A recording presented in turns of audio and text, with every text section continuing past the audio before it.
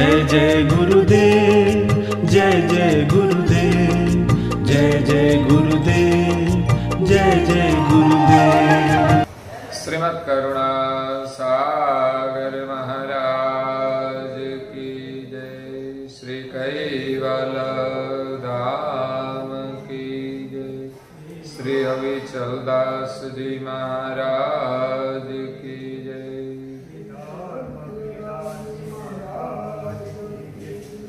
सत केवल साहेब, सत केवल साहेब, सत केवल साहेब।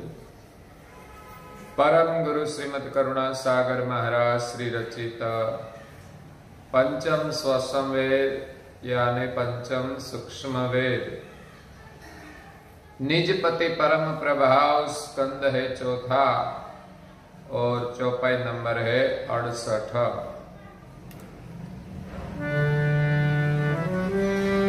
सुचित करमयति परम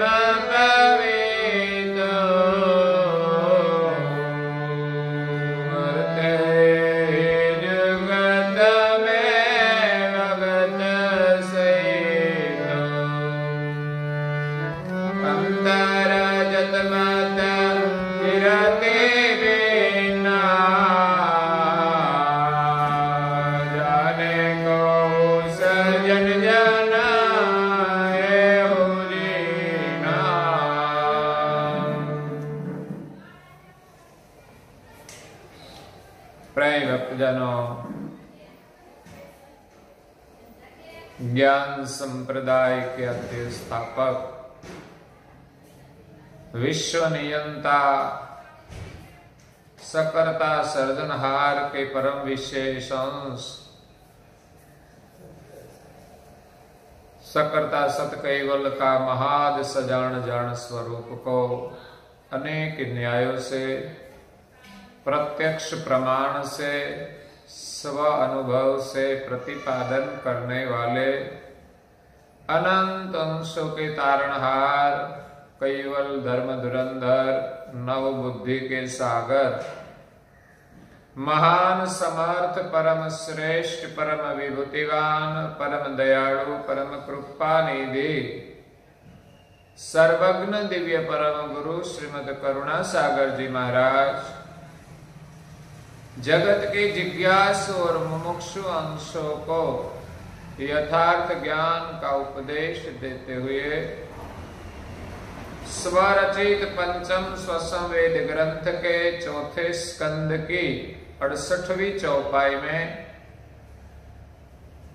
सुचित धर्म यानी पवित्रता का उपदेश देते हुए अपनी अलौकिक अमृतमय वाणी में कहते हैं कि सुचित कर्म अति परम पवितु। संसार में धर्म पालन करने के लिए पवित्रता अति महत्वपूर्ण है। धर्म से हमें पवित्रता प्राप्त होती है। तो तन शुद्धि, मन शुद्धि, धन शुद्धि और वाणी की शुद्धि, हृदय की शुद्धि, प्राण शुद्धि, आत्म शुद्धि, ये सब शुद्धि पवित्रता से होती है। तन शुद्धि शरीर को स्नान कराने से होती है, लेकिन सिर्फ स्नान से शरीर शुद्धि नहीं होती। शरीर के 3 प्रकार के दोष है।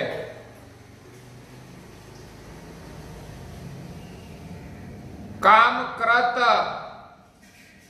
पर स्त्री गमन का दोष,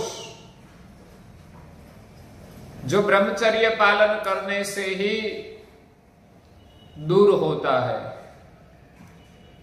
तो ब्रह्मचर्य का पालन करना ये पवित्रता है। हमारा शरीर केवल स्नान से शुद्ध नहीं होता, कर्म से शुद्धि होती है, नियम से शुद्धि होती है। इसीलिए कामकृत जो दोष लगते हैं वो संयम से दूर होते हैं।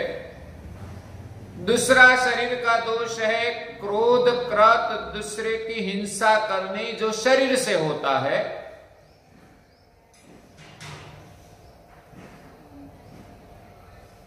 तो क्रोध का दोष या तो हिंसा का दोष दूर करने के लिए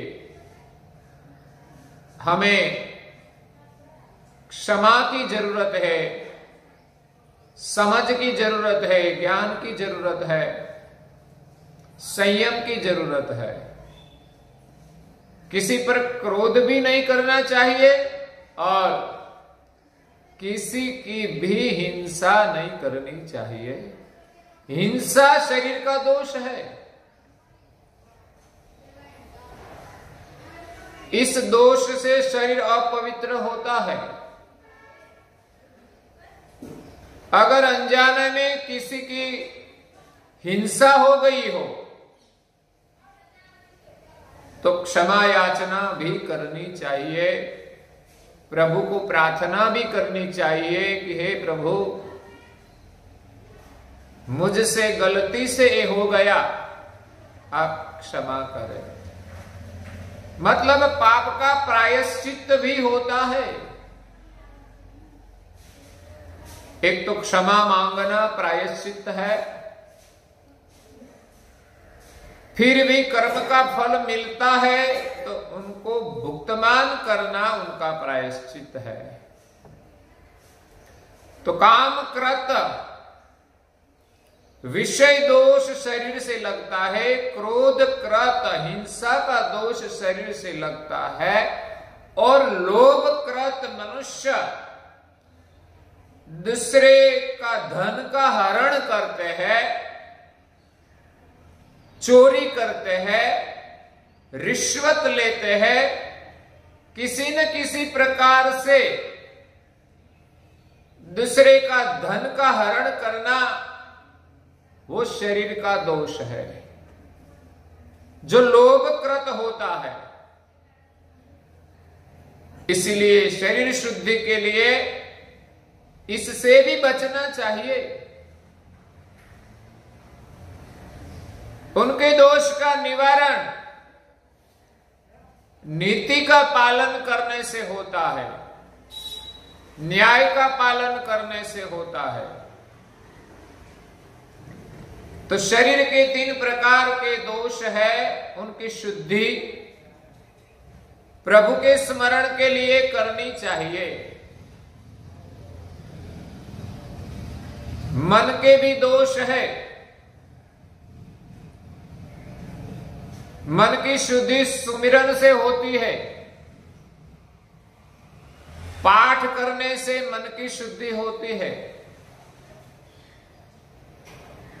हमें नियम से प्रभु का पाठ करना चाहिए,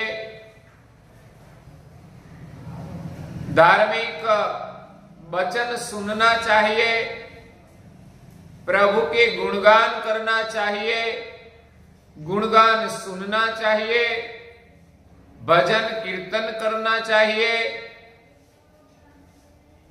धुन से स्मरण करना चाहिए। इन सभी प्रवृत्तियों से हमारा मन प्रभु के सुमिरन में लगता है तो मिथ्या दोषों से बच सकता है। मन का स्वभाव है संकल्प विकल्प करना, लेकिन मिथ्या संकल्प ज्यादा करते हैं, क्योंकि वो स्थूल शरीर का प्रधान अंतस्करण मन है, इसीलिए स्थूल की चाहना ज्यादा करता है। और मन संचल रहता है। प्रकृति के चितवन से मन सदैव संचल रहता है। तो संचलता दूर करने के लिए हमें प्रभु सुमिरन करना चाहिए। और वाणी का दोष 4 प्रकार के बताए, जिसमें झूठ बोलना, असंबद्ध वार्तालाप करना, निंदा करना और चौथा है कटु भाषण। तो वाणी की शुद्धि बहुत जरूरी है। हमारी वाणी निर्मल होनी चाहिए, हमारी वाणी वल से रहित होनी चाहिए, हमारी वाणी पवित्र होनी चाहिए, हमारी वाणी सत्य होनी चाहिए। वाणी से कभी भी किसी की निंदा करनी नहीं चाहिए। निंदा करने से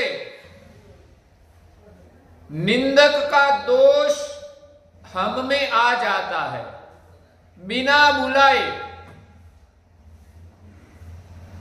और जिनकी निंदा करते हैं उनके दोषों का शमन होता है।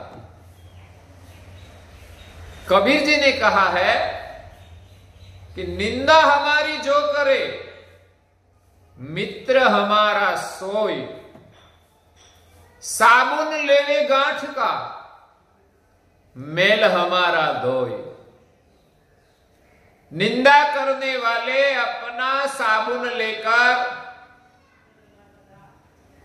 जिनकी निंदा करते हैं उनका दोष धुलते हैं।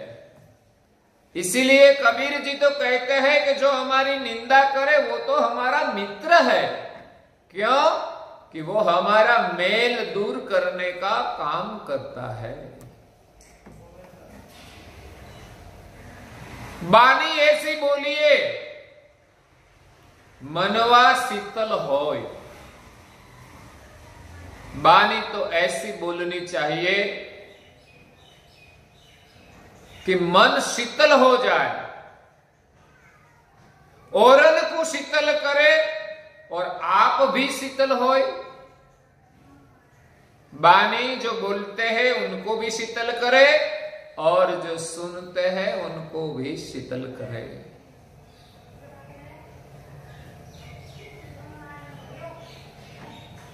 वाणी एक अमोल है। हमारी वाणी बहुत अमूल्य है। हमारे घर में अगर सुख और शांति चाहिए तो मीठा वचन बोलेंगे तो घर में सुख और शांति रहेगी। अगर कटु वचन बोलेंगे तो सुख शांति नष्ट हो जाएगी। कटु वचन किसी को प्रिय नहीं है। कटु वचन बोलने वाले का मित्र भी शत्रु हो जाता है, और जो मधुर भाषण करते हैं उनका शत्रु भी मित्र बन जाते हैं।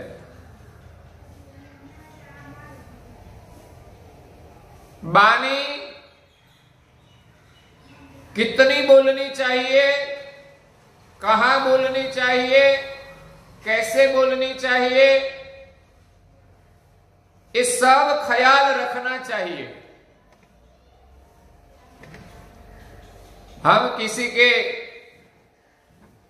मृतक के प्रसंग पर गए हैं तो ऐसी ही बात करनी चाहिए, वहां राजकारण नहीं खोलना चाहिए।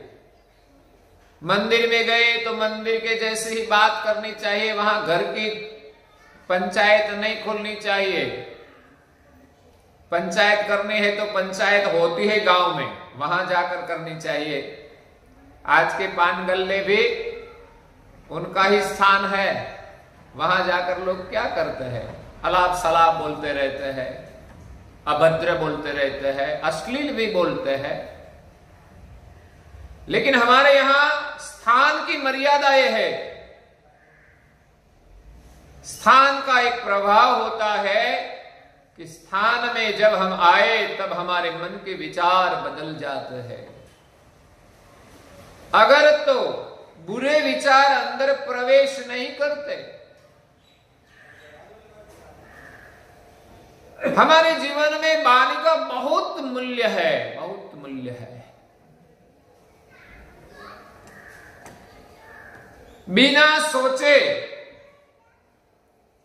जो बकवास करते हैं वो संसार में बोझ लेकर घूमता है।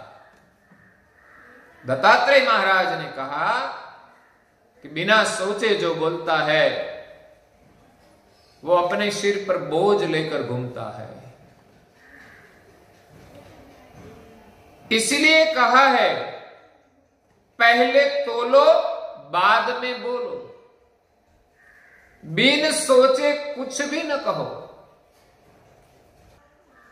वाणी एक अमोल है, जो कोई बोले जानी, हिये तराजू तोली फिर मुख बाहर आनी। वाणी एक अमूल्य संपदा है। मनुष्य वाणी से सब कुछ पा सकते हैं। बिजनेस करने वाले लोगों, बिजनेस में सफलता के लिए वाणी का बहुत महत्व है।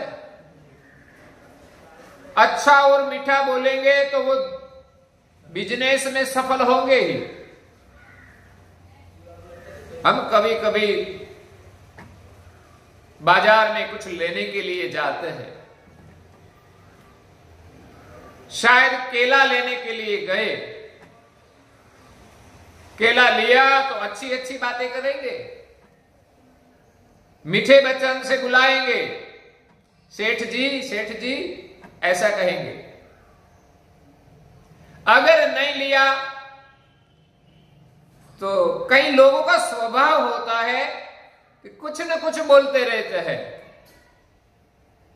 जाओ, इनसे अच्छा कहीं नहीं मिलेगा, ऐसा वैसा। आपको क्या मुफ्त में चाहिए? कम दाम में मांगेगा वो तो ग्राहक है, लेकिन मुफ्त की तो बात ही नहीं है। लेकिन जिनका स्वभाव है तो अलाप सलाप बोलेंगे, और ग्राहक को पता चलेगा, वो सुनेगा तो फिर कभी वहां लेने के लिए ही नहीं जाएगा, क्योंकि उनका स्वभाव ठीक नहीं है।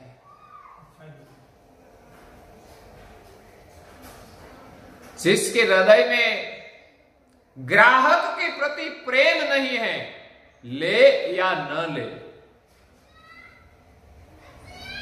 तो उनके यहां ज्यादा ग्राहक नहीं जाएंगे। अगर मीठे वचन बोलेंगे, ले या न ले, लेकिन ग्राहक फिर वहां जाएंगे। इसलिए वाणी का बहुत प्रभाव है। एक हसन मियां थे, उनके पड़ोसी सेहत बेचकर धनवान हो गया।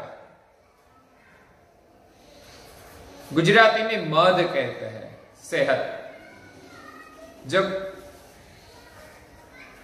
बहुत मीठा आता है, शहद का गुण भी बड़ा है, लाभकारी है, तो हसन मियां ने सोचा कि पड़ोसी शहद बेचकर धनवान हो गया तो मैं भी शहद बेचने जाऊं, शहद का धंधा करके मैं भी धनवान हो जाऊं।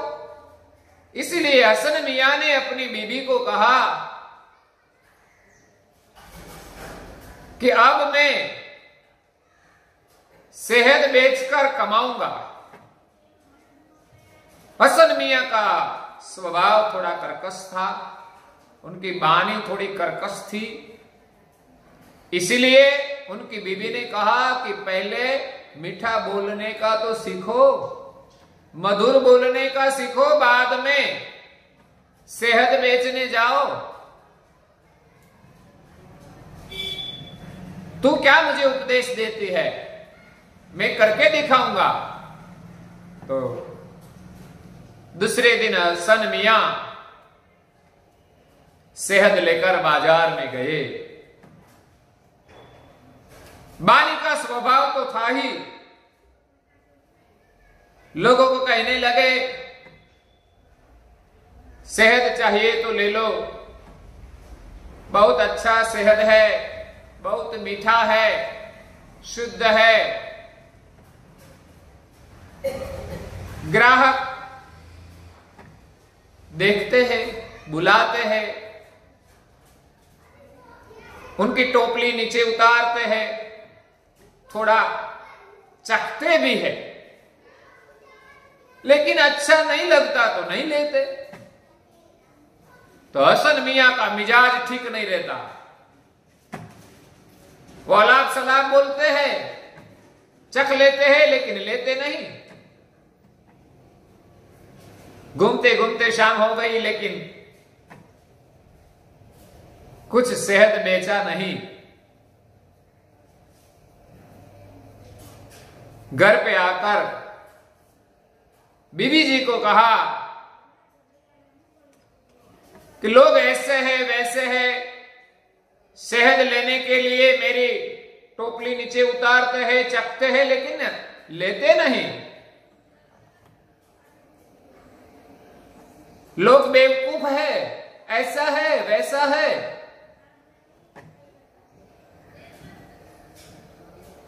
बीवी जी ने कहा कि मैंने तो पहले ही कहा था,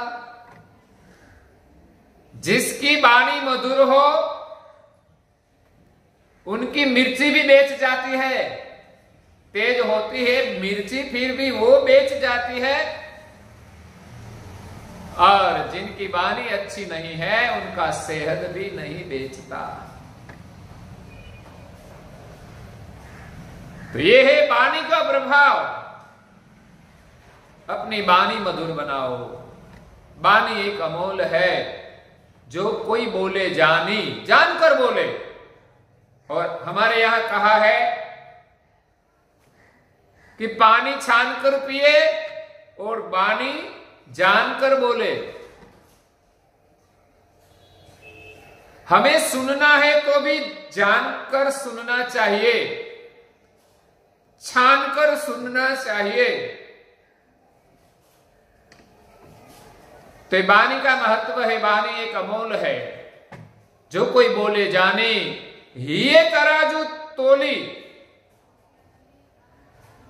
हमारा हृदय तुलना में तोल कर बोले, बुद्धि से विवेक करके बोले, फिर मुख बाहर आनी। बाद में हमें बोलना चाहिए। बिना सोचे हम बोलेंगे तो मुख से निकला हुआ वचन वापिस नहीं आता, कमान से निकला हुआ तीर वापिस नहीं आता। इसीलिए बोलने से पहले सोचना चाहिए। तो यह है वाणी की पवित्रता, कि हमारी वाणी शुद्ध हो, हमारा तन शुद्ध हो,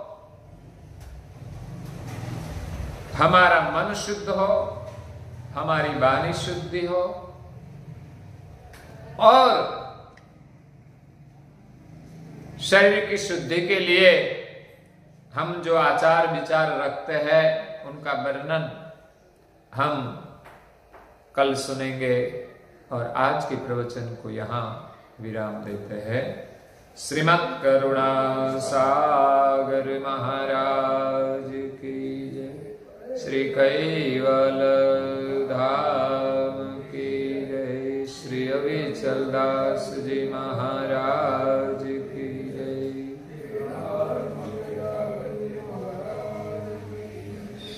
सत केवल साहेब, सत केवल साहेब, सत केवल साहेब।